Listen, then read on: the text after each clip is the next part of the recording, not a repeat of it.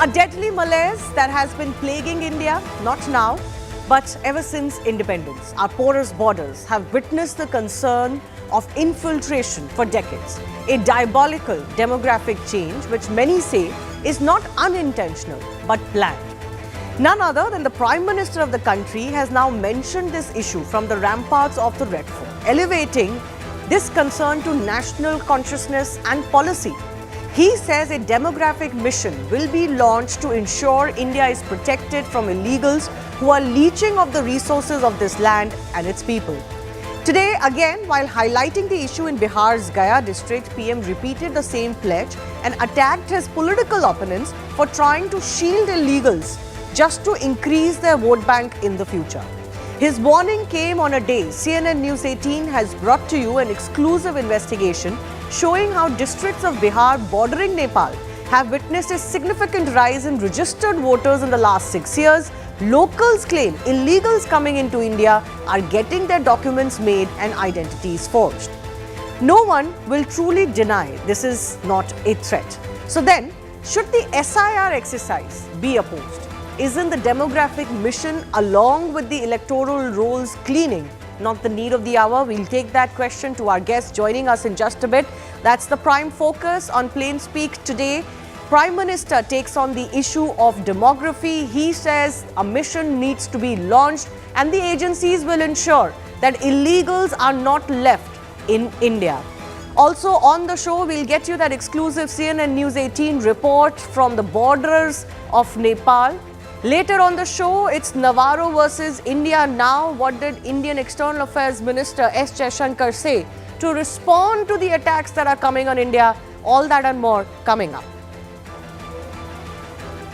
First up, let's take a look at how Prime Minister Narendra Modi highlighted the illegals issue while addressing a rally in Bihar's Gaya district. Of course, Bihar is witnessing the SIR exercise, but it is also bound for polls, so this state becomes extremely important, including the fact that it is one of the Indian states that faces the brunt of illegal migration.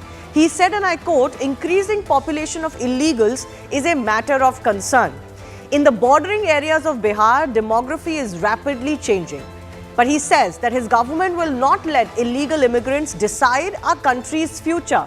This obviously includes the fact that many of them could be voting for us. Will not let immigrants take away the jobs meant for the people of Bihar, he added. He also went on to say that the government will be steadbound to throw out every illegal immigrant.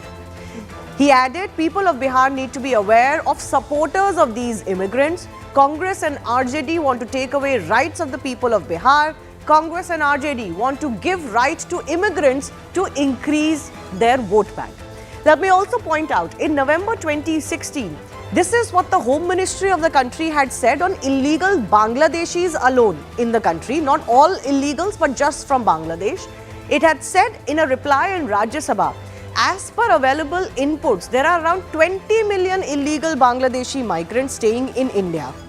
Deportation of illegally staying foreign nationals is a continuous process, but it also added that powers of identification, detention and deportation have been delegated to state governments and union territories. This is where it becomes a fairly tricky matter.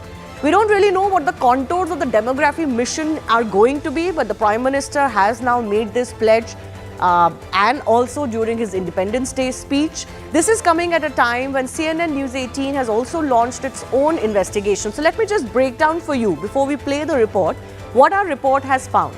That thousands have settled in no man's land between India and Nepal borders. Illegal migrants from Nepal procure fake Indian identification cards. Residents in these no man's land shelter infiltrators in exchange for money, so there's an element of human corruption.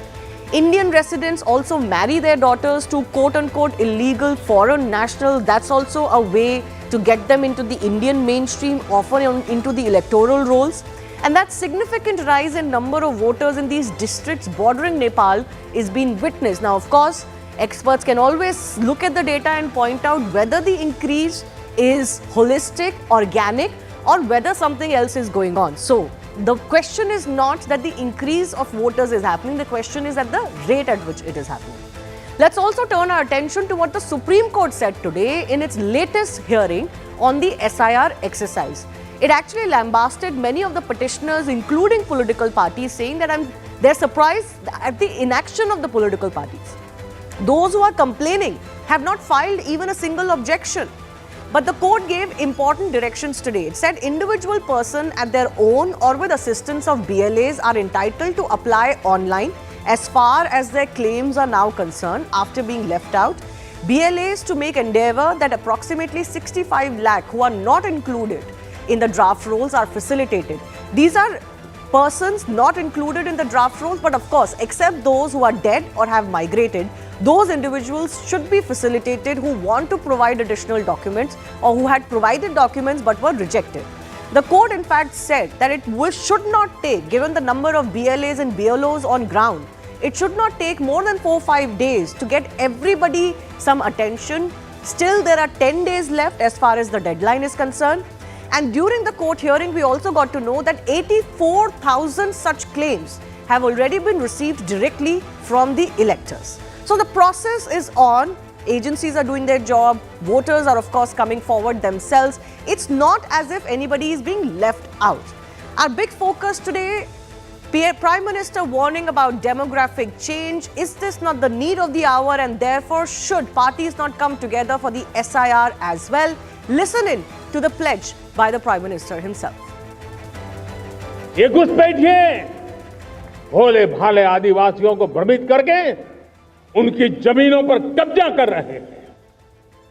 ये देश सहन नहीं करेगा और इसलिए मैं आज लाल किले की प्राचीर से कहना चाहता हूं, हमने एक हाई पावर्ड डेमोग्राफी मिशन शुरू करने का निर्णय किया है। जिन सुविधाओं पर भारतीय लोगों का अधिकार है, उस पर घुसपैठियों को डाका नहीं डालने देंगे।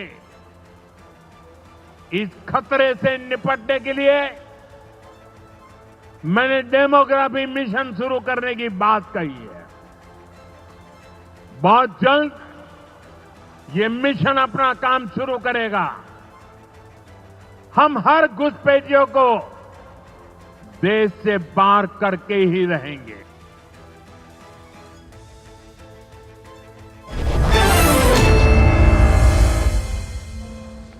Let's go across to our guest joining us. Charu Pragya, spokesperson of the BJP, will be with me in the studio. Pooja Tripathi, Congress spokesperson, joining us. Sumit Chander, advocate, and Rashid Kidwai, senior journalist, also joining us on the show. Pooja, let me begin with you. The Prime Minister himself has now talked about this threat that we face. I don't think there's anybody in India who will deny that illegal migration, for whatever reason, is a threat and a reality.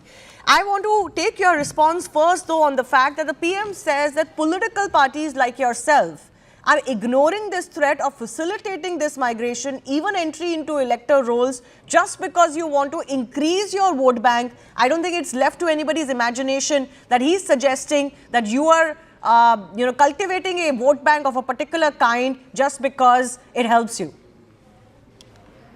Let's not open it to imagination. Prime Minister is suggesting that not only a particular kind of particular community, and it's very, very, disgraceful, I must say. Coming to illegal immigrants, Shivani, if there is a problem, such a big problem that a mission has to be launched about the changing dynamics of, changing demographics of Bihar or various states, whose failure is it anyway? It's Ministry of Home Affairs failure.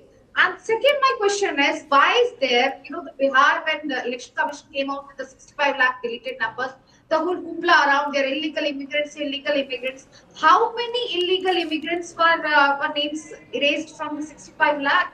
Is I want to ask. Third, I want to ask is, what is the actual number? The number that you just quoted in your introduction when you opened up the debate was the 2 crore people, which was quoted by Minister of State Kiran Rijiju in 2016, I guess. Is speculative and not confirmed on any official numbers. Yes, it's an approximate. It's an approximate. Yeah. But, interestingly, you're mentioning about the SIR. What is happening is two things in one go.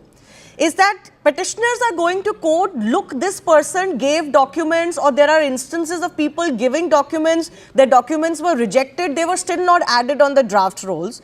You are questioning who are these illegals who have been omitted in the draft rolls.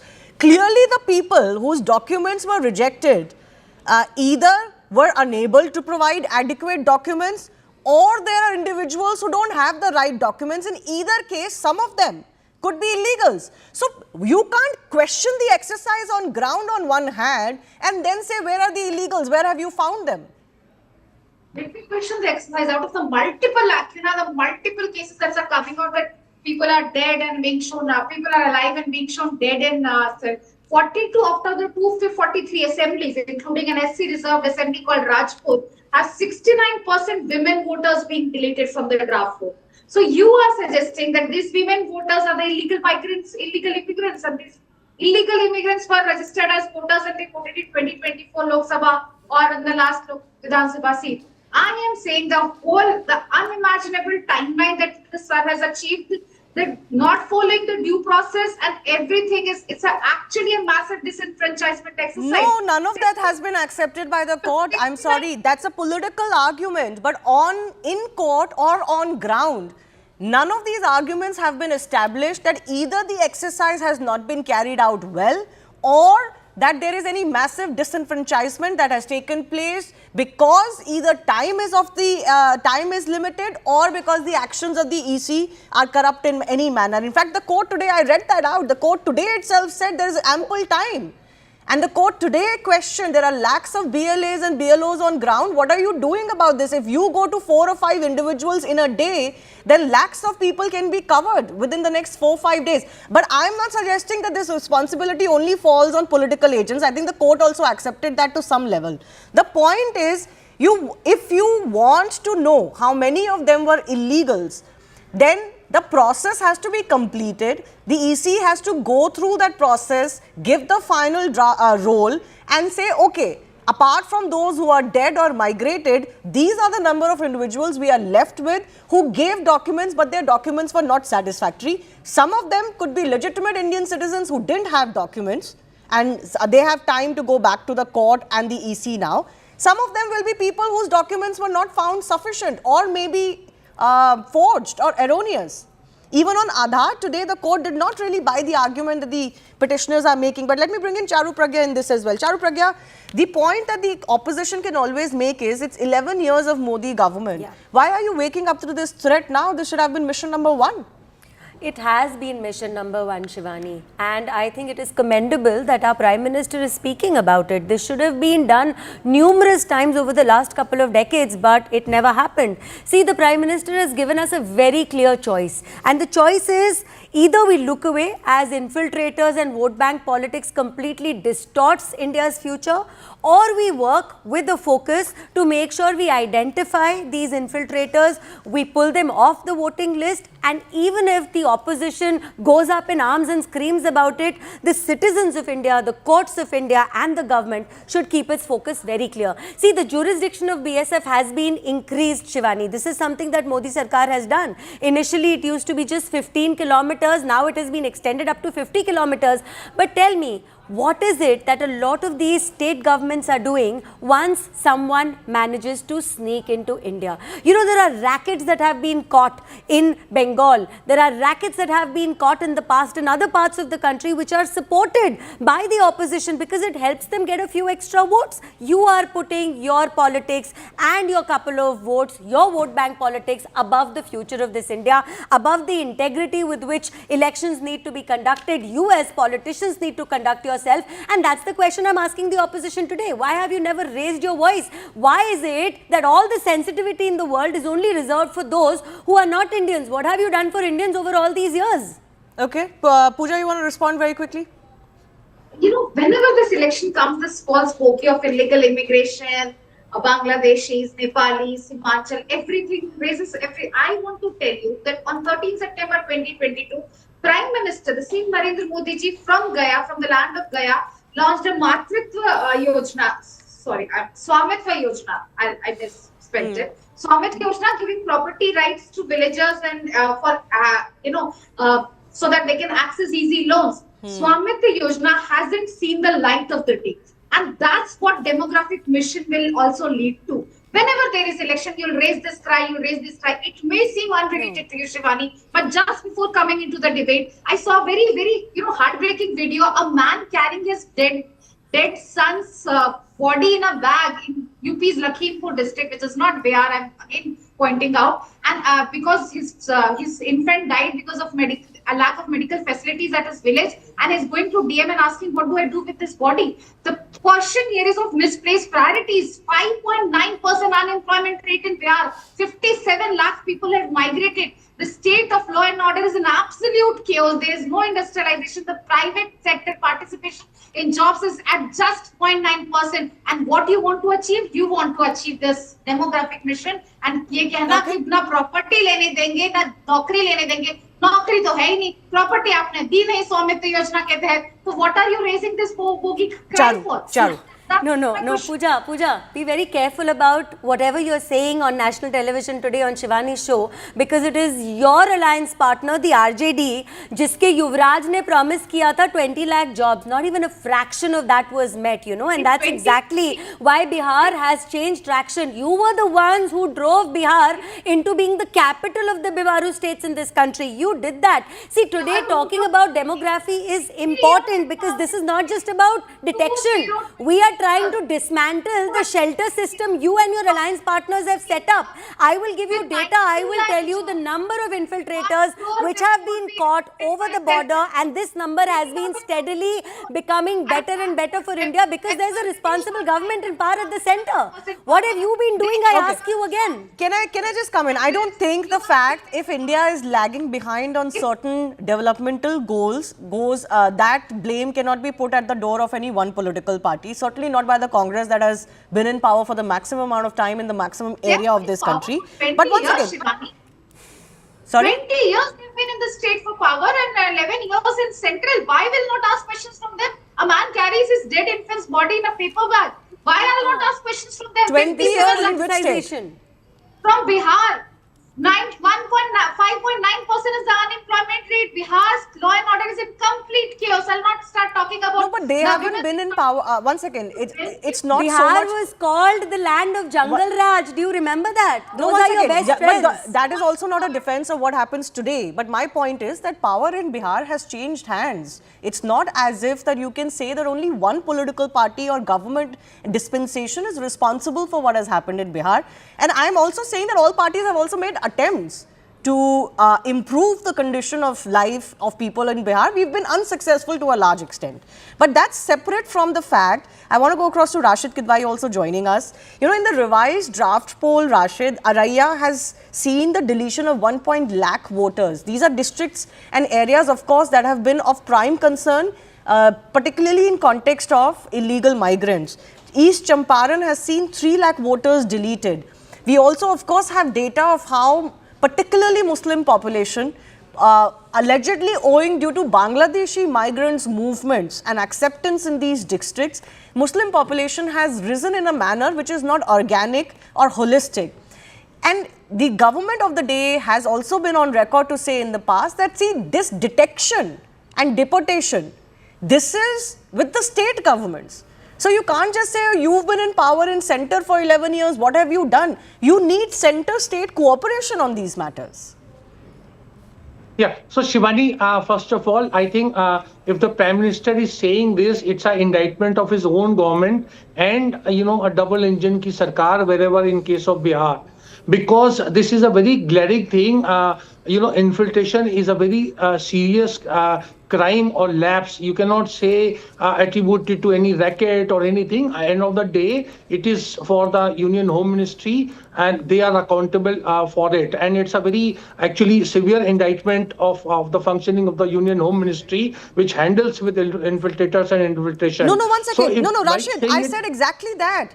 Detection and deportation is with state governments. You cannot say, and look at what's happened in Bengal. Once again, look at what's happened in Bengal. In Bengal, the EC has had to, come down like a ton of bricks on the state government officers to say remove them because they're adding illegal voters in the state list.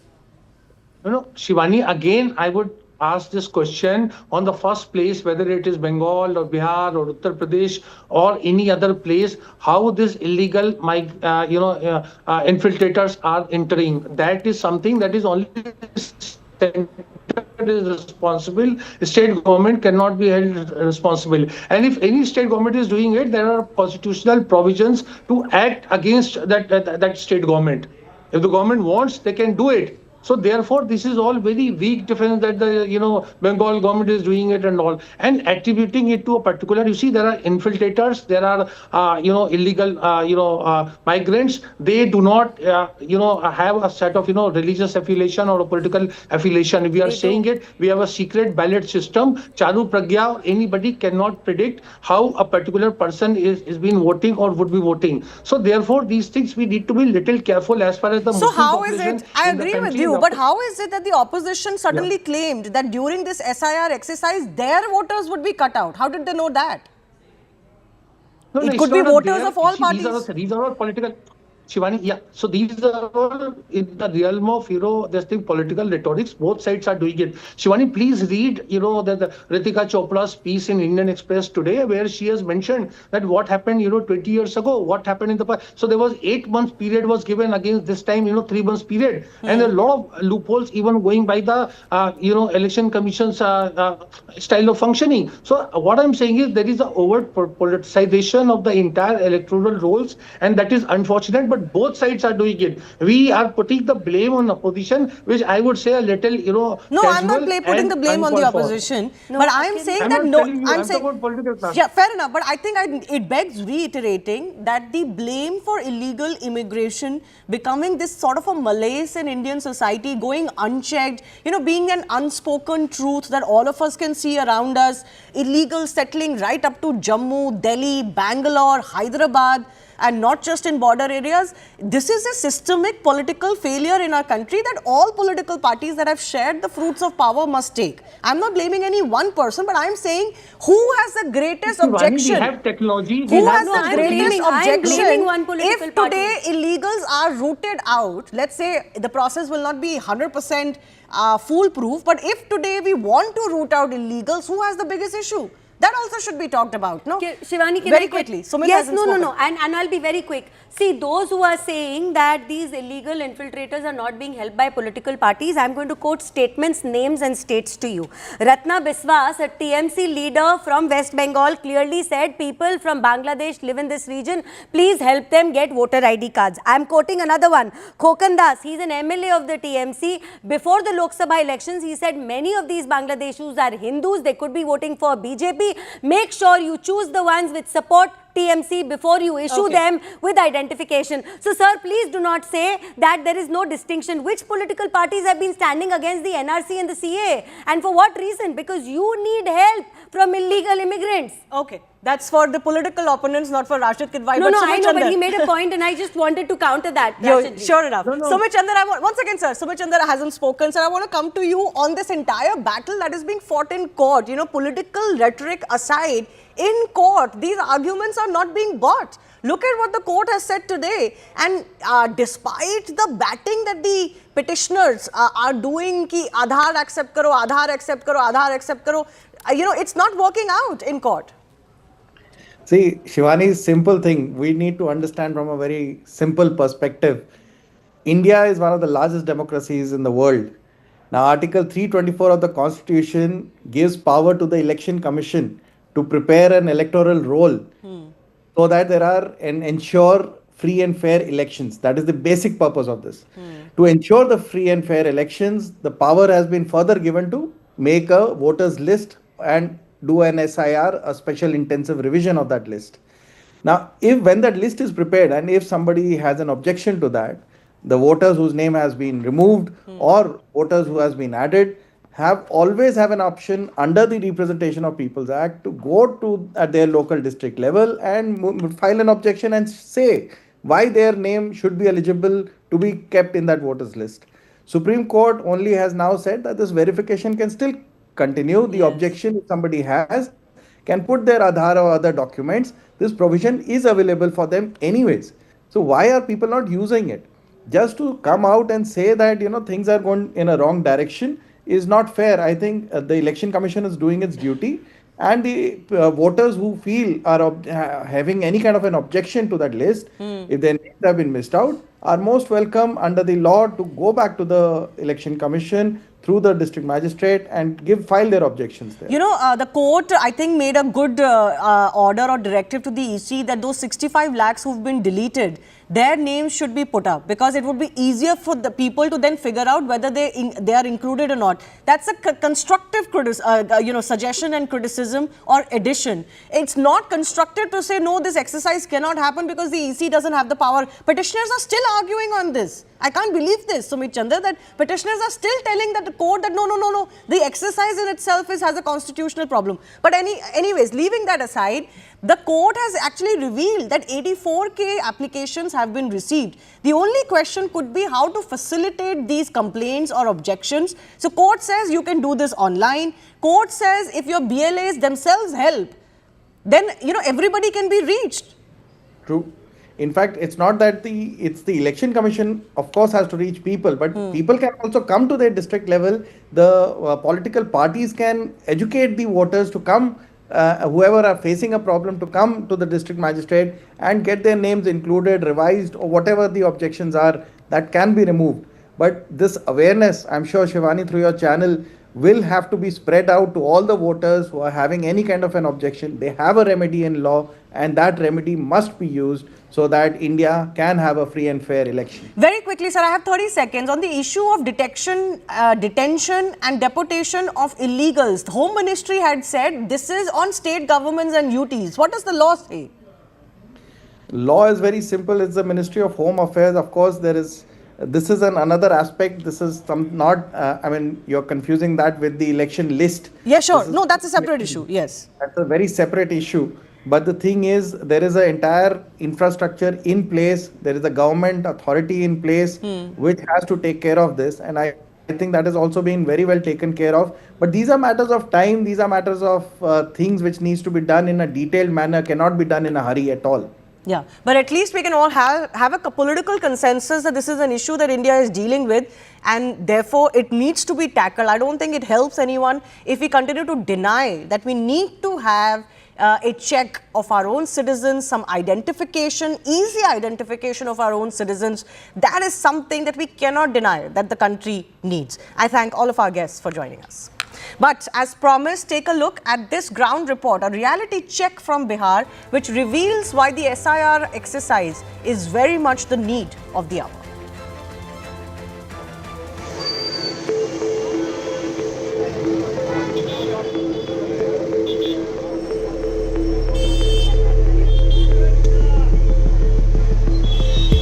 The rush that you see I'm surrounded with is at Jogbani border check post in Bihar at the Indo-Nepal border.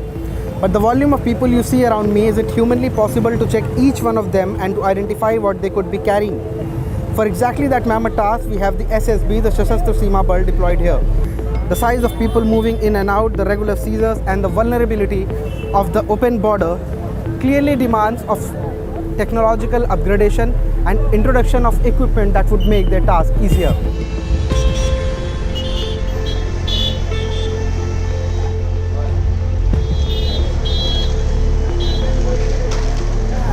As many people will pass from this border with commodities, they are all checked and their identities are checked.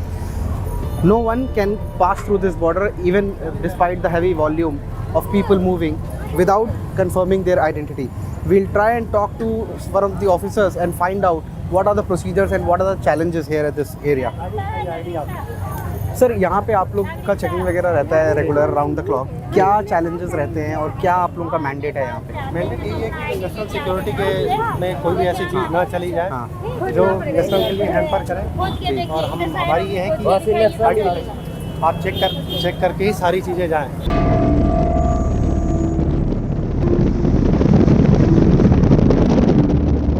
Monitoring this mass of humanity moving from one side to the other presents multiple challenges and implications. Apart from the regular seizure of contraband, narcotics and weapons, this movement results in many infiltrators never returning and settling down here itself. The change is startling, particularly in the so-called no man's land along the border. Sir इधर जनसंख्या में भी काफ़ी बदलाव आए हैं border पे, जैसे काफ़ी लोग आके रह रहे हैं बाहर से, तो जनसंख्या में भी काफ़ी बदलाव है। ये तो है, जनसंख्या बढ़ा है। इसी वार्ड में जो था ना, मतलब वो देखते हैं करीब 5 साल के दरमियान में जी कम से कम 300-400 वोटर बढ़ गया है। हाँ, ये सब कोई देखने वाला नहीं है। और नेता सब जो क्या है, वोट लिया, बात खत्म हो गया। पहले 5 साल पहले लगभग 1000 वोट कम था, अब 1000 वोट ज़्यादा बढ़ गया। तो फर्क क्यों नहीं पड़ेगा? फर्क पड़ रहा है अभी। और सब ये बाहरी सब वोटर सब है। नेपाल का आदमी को इंडिया का नागरिकता बना लिया है, इंडिया का आदमी नेपाल का नागरिकता बना लिया, तो उसमें तो वोट ज़्यादा बढ़वे करेगा।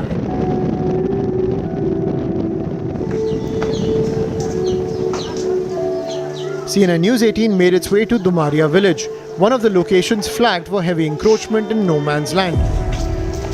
Sources reveal that residents in these settlements not only shelter infiltrators in exchange for money, but in some cases even marry off their daughters to foreign nationals, effectively granting them lifelong legitimacy and protection. The sights seen on the ground are clearly reflected in the surge witnessed in voter rolls. Data from the Election Commission and other portals actively maintaining voter data show a clear surge in the number of voters in Bihar's border districts, while districts like Araria witnessed a 41% spike from 2019. East Champaran alarmingly showed a 126% spike in voters since 2019. In comparison, districts like Nalanda and Munger in the interiors of the state witnessed a significant drop in voters compared to 2019. The data tells a story, a spike which is almost Himalayan in its rise. No wonder that the poll panel during its intensive revision exercise made some extensive cuts to the voter rolls in these regions. While Araria saw a reduction of over 1.5 lakh voters in the revised 2025 rolls, East Champaran saw the voter count plummet by over 3 lakh voters.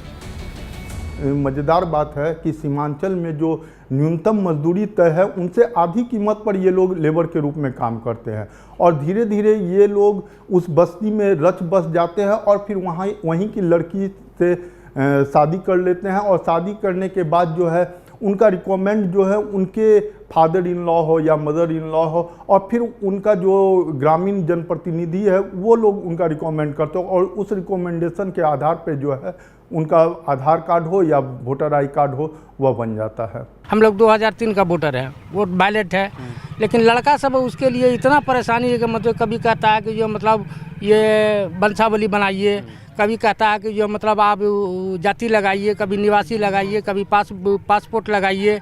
6 महीना काम करते हैं, 6 महीना कागजे पत्र लेकर के घूमते रहते हैं। आज ये नियम, कल वो नियम, एक से नियम लगा ही रहता है। मेरा 2003 का वोटर आईडी है तो हमारा एक्सेप्ट है, अब मेरा बच्चा का अगर नहीं है तो उसको 1947 में जाना पड़ेगा। ये कौन सा नियम है? Driven by vote bank politics or systematic failure, heavy encroachments along the international border between India and Nepal in the state of Bihar pose a serious and undeniable national security threat. With elections around the corner in Bihar, these settlements also have a potential to influence electoral results, and what happens in this region today will quietly reshape its future tomorrow.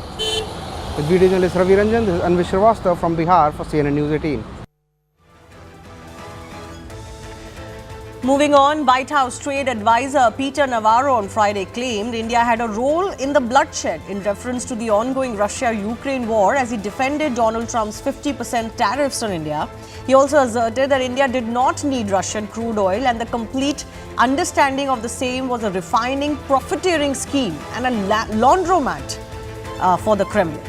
This was also in defense of his article in a daily where he had called on India to stop buying Russian crude oil, accusing the Asian giant of undermining international efforts to isolate Vladimir Putin's war economy. It's another matter that despite all the talks and all the summits, Russia is barely listening to Donald Trump and the US administration. These talks are going nowhere, but is that India's fault? So this Russian oil canard, is this purely frustration behind these attacks against India? Our guests are joining us.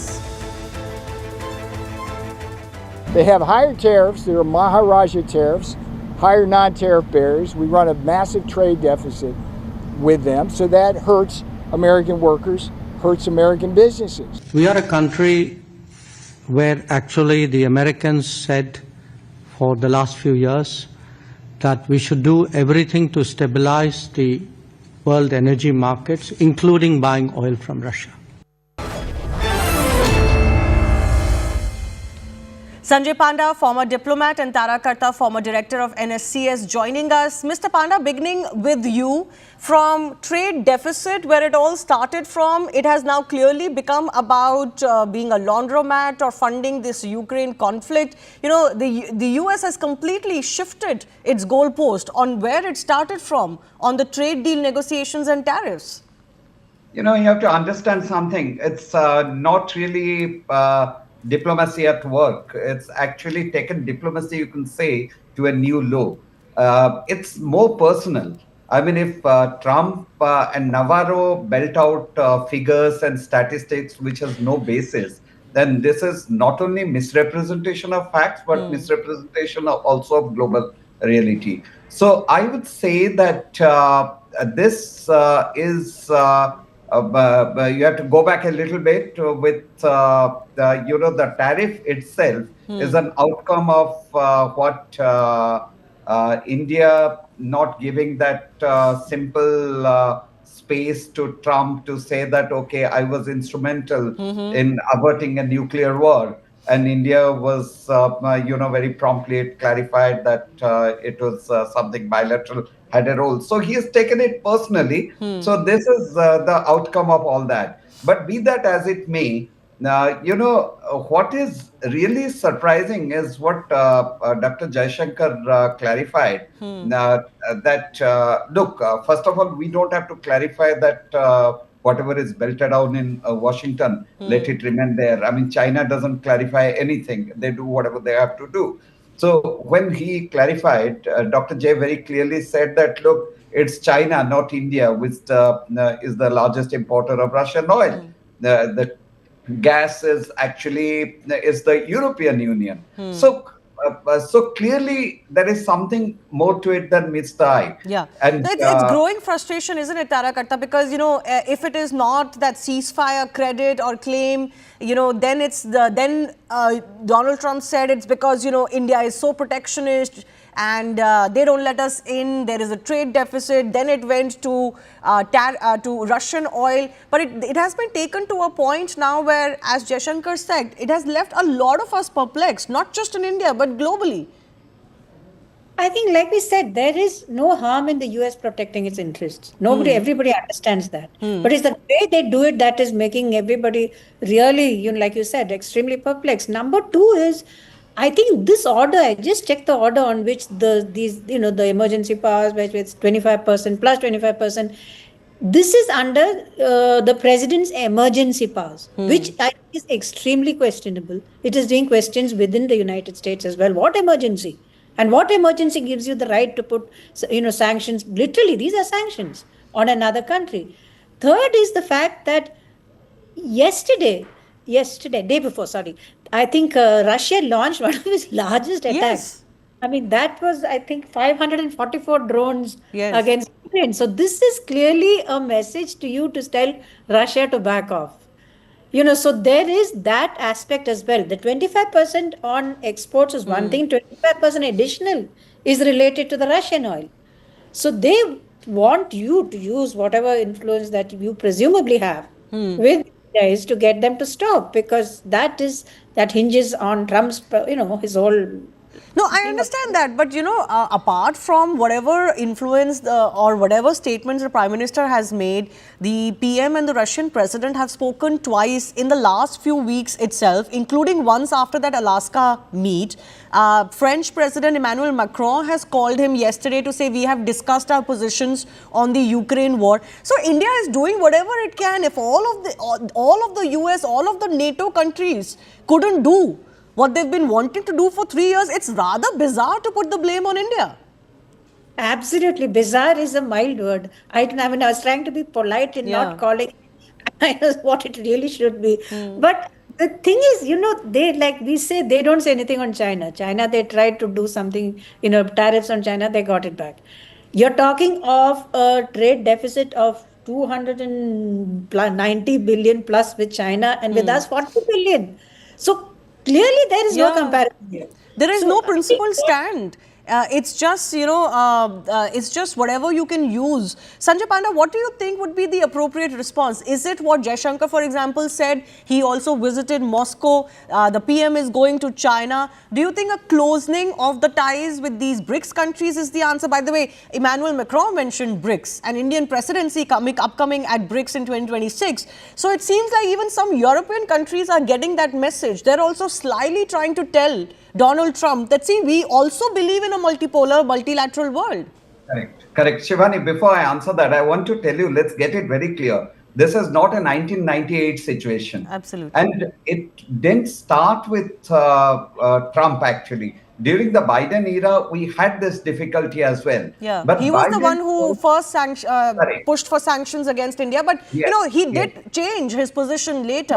Yes, he did. But when he started off, he had to change because he wanted to also use India as a counterpose to China. Yes. To counterbalance China. So there was a kind of cost-benefit analysis. So when Mr. Trump comes, he doesn't believe in this kind of cost-benefit analysis.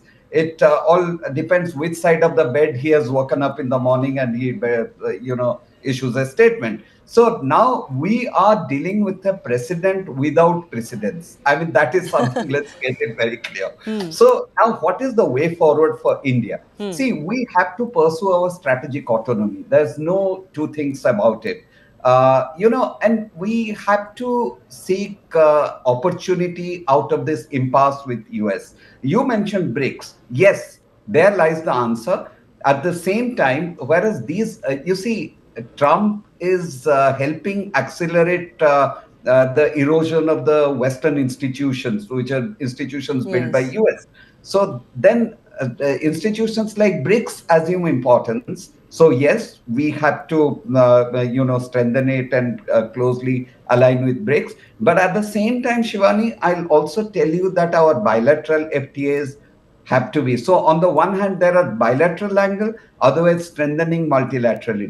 And now, so far as oil and gas are concerned, energy security and our national interest are paramount. There's no compromise on that. But we've invested so much in our relationship with US, we cannot let it go at one go. No, understood.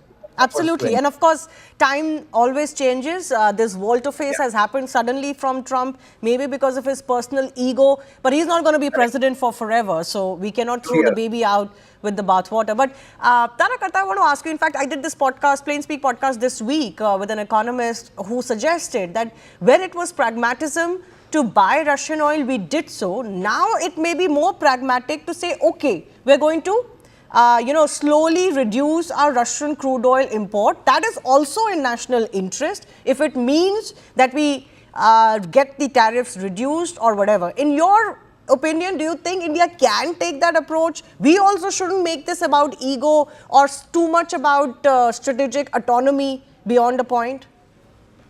No, that has another reason also. Our trade deficit with Russia is huge. So the whole point of what Jaishankar is saying is that we need to look for ways to get our exports to Russia. So you can't go on buying, especially if it's in Indian rupees, what do you do with it? So there is an economic reason for sort of turning around, looking for fresh partners. I think the minister also said that. He said we've got a bunch of nearly 40 countries whom we buy oil from. Ideally, of course, you buy a bunch of oil from US and they'll probably keep quiet.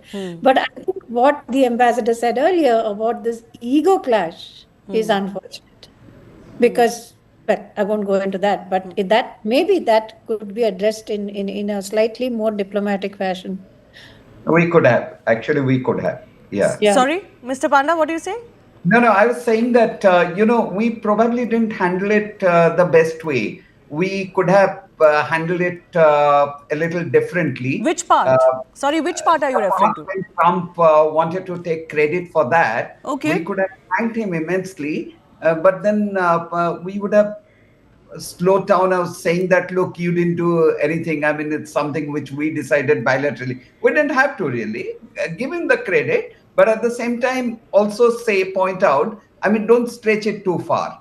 So that part I think, didn't handle it the best way. I think we were just taken by surprise too much because he announced the ceasefire before we did.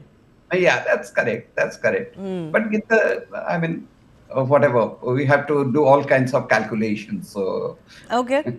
All right. Final comment, Tarakarta. This influence on Russia, is US overstating India's influence on Russia? I just want a final comment on that, because so much pressure is being put on India, not even China that much. But has India not done enough in this regard? Well, that first statement on 50% tariffs came just before NSA's visit, if you remember that. I don't know what our influence with Russia is. Putin decides everything for himself. So I wouldn't put too fine a point on that.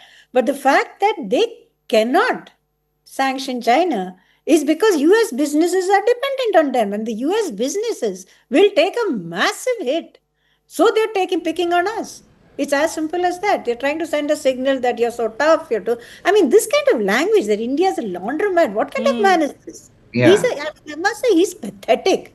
There's no two ways of saying this. This is not the way you do business with countries.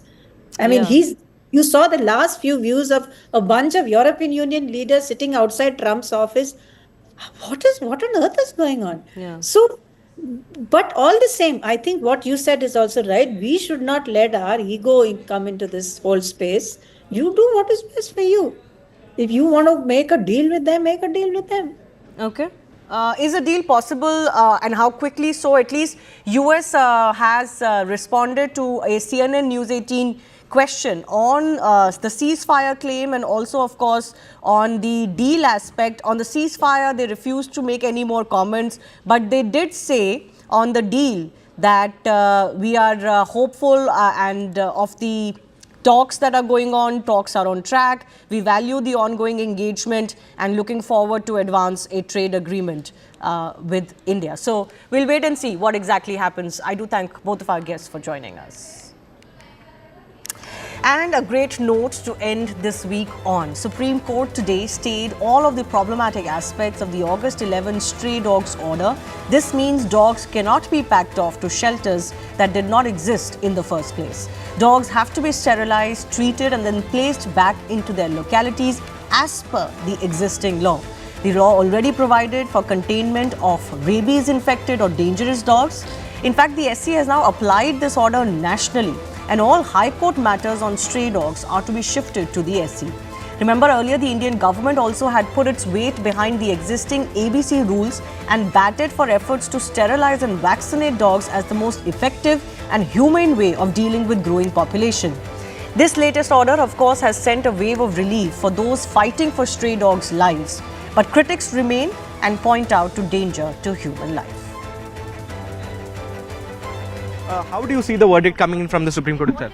Extremely grateful, relieved, and we bow down to the wisdom of the court to have actually upheld not only the rule of law, the animal birth control rules, but also been sensitive to the cultural, sentimental, behavior of us Indians who were very anxious because of the previous directions that all dogs to be put in pounds, whatever, that's been put in abeyance. Dogs now have to be picked up, neutered, vaccinated, dewormed, and then put back in the same places where they were picked up from, unless they are biting dogs or if they are showing symptoms of rabies, in which case the protocol is already there in the rules also, but court has said they would not be released, which is absolutely fair. To the point that today the court also upheld that feeding spots will have to be made by municipal corporations and local authorities so that people don't go around feeding here and there and inconveniencing others. I think it's a very balanced approach that the court has made.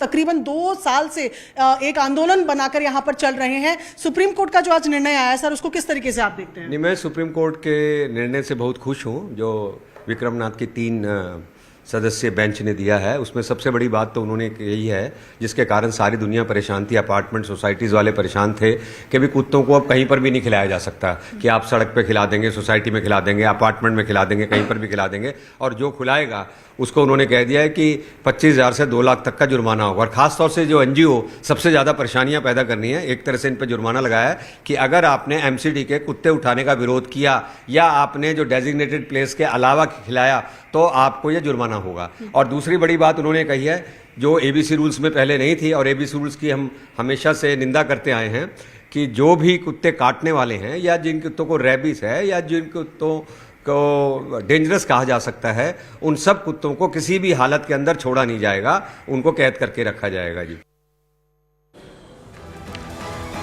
With that, thanks a lot for watching Plain Speak. We've been coming to you from CNN News 18 Primetime Studio, presented by Schneider Electric Smart Home Solutions.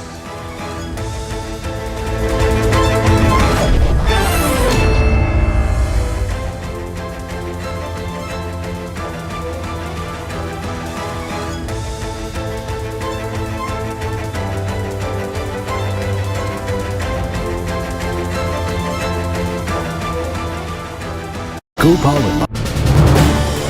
This is News 18 Network.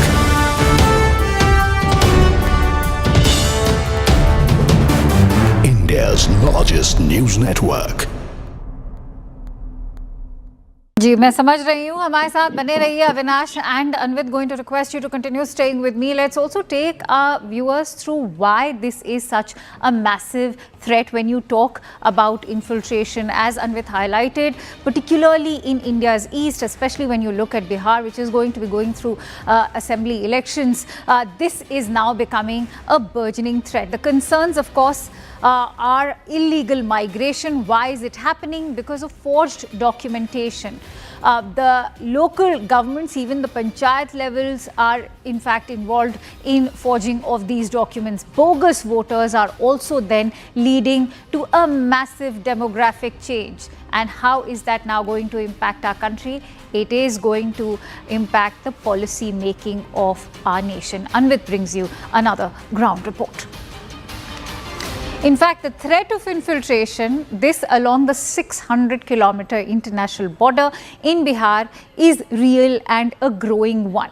The free movement across borders is creating a nightmare for security agencies, with infiltrators obtaining forged Indian documents with ease. That's subsequently paving way for their participation in elections, which can then have detrimental effect on not just the polity, but also the policy of the nation. While there has been many claims and counterclaims around the Bihar draft roll, which saw omission of 65 lakh names by the Election Commission, a reality check from the ground now reveals that this Herculean effort is a need of the hour.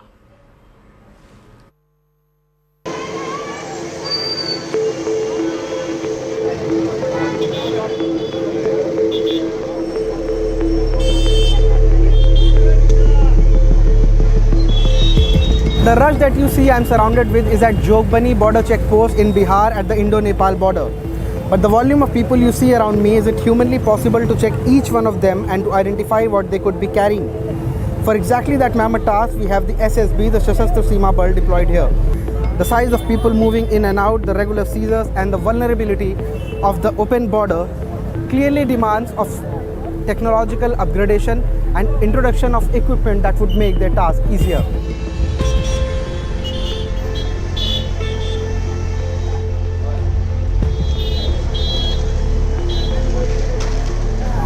As many people will pass from this border with commodities, they are all checked and their identities are checked. No one can pass through this border, even despite the heavy volume of people moving, without confirming their identity. We'll try and talk to one of the officers and find out what are the procedures and what are the challenges here at this area. Sir, यहाँ पे आप लोग का checking वगैरह रहता है regular round the clock. क्या challenges रहते हैं और क्या आप लोगों का मैंडेट है यहाँ पे? मैंडेट यही है कि नेशनल सिक्योरिटी के में कोई भी ऐसी चीज़ ना चली जाए जो नेशनल के लिए हैम्पर करे. और हमारी ये है कि आप चेक करके ही सारी चीज़ें जाएँ.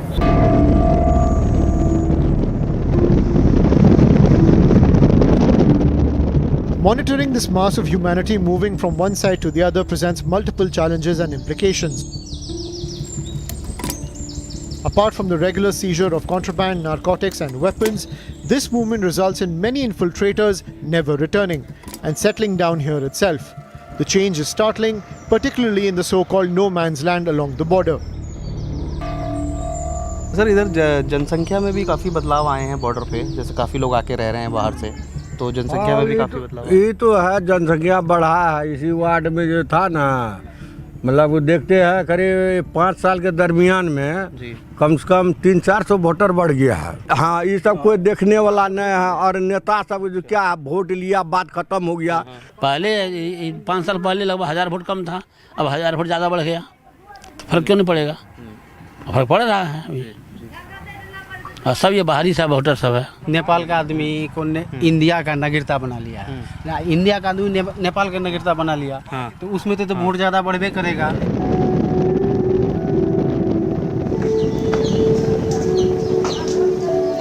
CNN News 18 made its way to Dumaria village, one of the locations flagged for heavy encroachment in no man's land.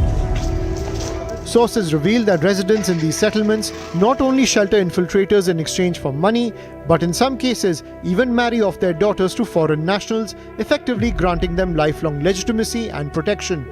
The sights seen on the ground are clearly reflected in the surge witnessed in voter rolls. Data from the Election Commission and other portals actively maintaining voter data show a clear surge in the number of voters in Bihar's border districts, while districts like Araria witnessed a 41% spike from 2019.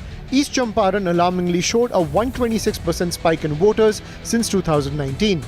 In comparison, districts like Nalanda and Munger in the interiors of the state witnessed a significant drop in voters compared to 2019. The data tells a story, a spike which is almost Himalayan in its rise. No wonder that the poll panel during its intensive revision exercise made some extensive cuts to the voter rolls in these regions. While Araria saw a reduction of over 1.5 lakh voters in the revised 2025 rolls, East Champaran saw the voter count plummet by over 3 lakh voters. मज़ेदार बात है कि सीमांचल में जो न्यूनतम मजदूरी तय है उनसे आधी कीमत पर ये लोग लेबर के रूप में काम करते हैं और धीरे धीरे ये लोग उस बस्ती में रच बस जाते हैं और फिर वहीं की लड़की से शादी कर लेते हैं और शादी करने के बाद जो है उनका रिकमेंड जो है उनके फादर इन लॉ हो या मदर इन लॉ हो और फिर उनका जो ग्रामीण जनप्रतिनिधि है वो लोग उनका रिकमेंड करते हो और उस रिकमेंडेशन के आधार पे जो है उनका आधार कार्ड हो या वोटर आई कार्ड हो वह बन जाता है। हम लोग 2003 का वोटर है, वोट बैलेट है, लेकिन लड़का सब उसके लिए इतना परेशानी है कि मतलब कभी कहता है कि जो मतलब ये वंशावली बनाइए, कभी कहता है कि जो मतलब आप जाति लगाइए, कभी निवासी लगाइए, कभी पासपोर्ट लगाइए। 6 महीना काम करते हैं, 6 महीना कागजे पत्र लेकर के घूमते रहते हैं। आज ये नियम कल वो नियम, एक से एक नियम लगा ही रहता है। मेरा 2003 का वोटर आईडी है तो हमारा एक्सेप्ट है, और मेरा बच्चा का अगर नहीं है तो उसको 1947 में जाना पड़ेगा। ये कौन सा नियम है? Driven by vote bank politics or systematic failure, heavy encroachments along the international border between India and Nepal in the state of Bihar pose a serious and undeniable national security threat.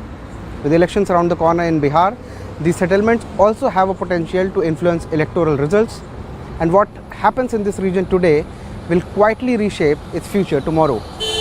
With video journalist Ravi Ranjan, this is Anvish Srivastava from Bihar for CNN News 18. All right, Siddhant, Anvit is back with us. Anvit, as we draw this entire discussion to a close, I want you to take us through the key takeaways of your entire investigation at the Bihar-Nepal border. Some interesting revelations have now... News 18 Primetime Studio, presented by Schneider Electric Smart Home Solutions.